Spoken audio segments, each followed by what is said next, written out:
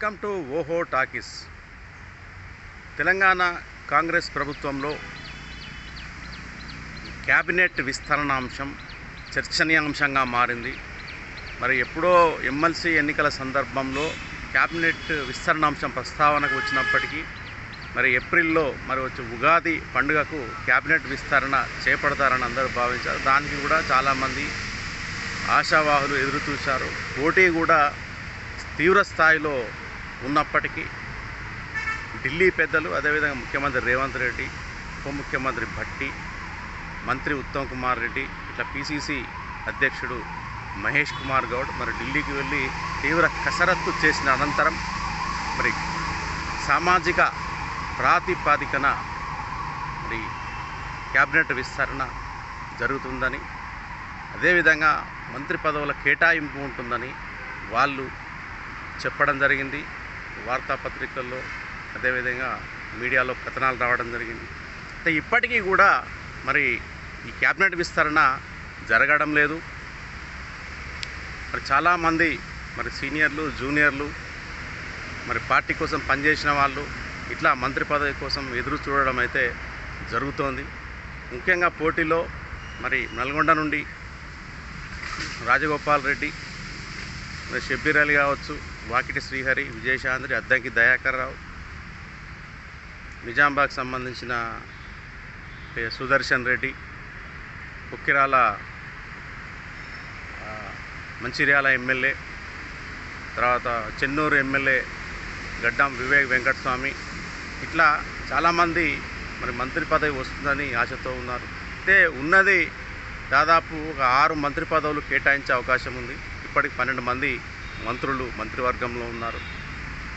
అయితే ఇటీవల మరి రేవంత్ రెడ్డి తెలంగాణ గవర్నర్ను కలవడం జరిగింది. దీంతో మరి కాంగ్రెస్లో చర్చ జరిగింది. మా కేబినెట్ విస్తరణ అంశము మరి గవర్నర్తో మాట్లాడిన తర్వాత, చర్చించిన తర్వాత విస్తరణ చేపట్టే అవకాశం ఉందని అందరూ భావించారు. కానీ మరి భారత్ పాక్ ఉద్రిక్తతల నేపథ్యం, యుద్ధ వాతావరణం నెలకొన్న ఈ తరుణంలో మరి మంత్రివర్గ విస్తరణ అంశాన్ని వాయిదా వేయండి రాహుల్ గాంధీ మరి పిసిసి ప్రెసిడెంట్ మహేష్ కుమార్ గౌడ్కు, ముఖ్యమంత్రి రేవంత్ రెడ్డికి చెప్పడం జరిగిందట. కాబట్టి మంత్రివర్గ విస్తరణ ఇప్పట్లో ఉండే అవకాశం లేదని మనకైతే అర్థమవుతూ ఉంది. అదేవిధంగా మరి మంత్రివర్గ విస్తరణ ఎప్పుడైతే చేపడతారనే అంశం బయటికి వచ్చిందో అప్పటి నుండి మరి పార్టీలో అంతర్గతంగా పోరు మొదలైంది.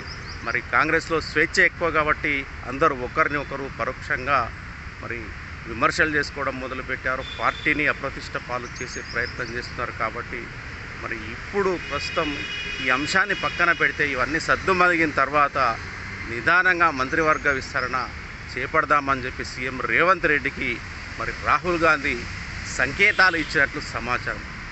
అదేవిధంగా మరి కాంగ్రెస్ పార్టీలో అంతర్గతంగానైతే మరి పార్టీ నేతల నుండి పార్టీ పైన విమర్శల వెల్లువెత్తుతూ ఉంది. మరి నిన్నటికి నిండా సునీతారావు మరి ఆమె మరి కాంగ్రెస్లో మరి కాంగ్రెస్ మహిళలకు మంత్రి పదవులు లేవని, మరి కాంగ్రెస్ పార్టీలో మరి దశాబ్ద కాలం నుంచి పనిచేస్తున్న మహిళలకు ఇలాంటి పదవులు కేటాయించకుండా, కార్పొరేషన్ పదవులు కేటాయించకుండా, ఒక మంచి స్థాయిని కల్పించకుండా చులకన చేస్తున్నారని చెప్పేసి, పక్కన పెడుతున్నారని చెప్పేసి ఆమె ఆందోళన వ్యక్తం చేయడం జరిగింది. అదేవిధంగా మరి కాంగ్రెస్ పార్టీ జెండాలు మోయని వారికి, కాంగ్రెస్ పార్టీకి వ్యతిరేకంగా పనిచేసిన వారికి, మరి నిన్న మొన్న పార్టీలో జాయిన్ అయిన వారికి, పార్టీకి పనిచేయని వారికి పార్టీలో పదవులు కట్టబెడుతున్నారని చెప్పేసి ఆమె ఆవేదన వ్యక్తం చేయడింది. పిసిసి మహేష్ కుమార్ గౌడ్ పైన ఆమె ఆరోపణలు చేయడం జరిగింది.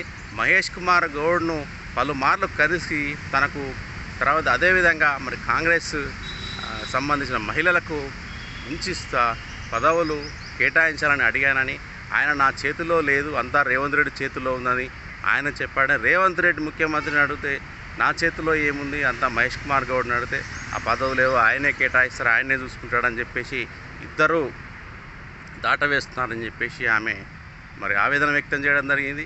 అదేవిధంగా మహేష్ కుమార్ గౌడ్ తనను టార్గెట్ చేశాడని, కావాలనే ఎలాంటి పదవులు కేటాయించకుండా ఇబ్బంది పెడుతున్నాడని చెప్పేసి ఆమె వాపోయింది.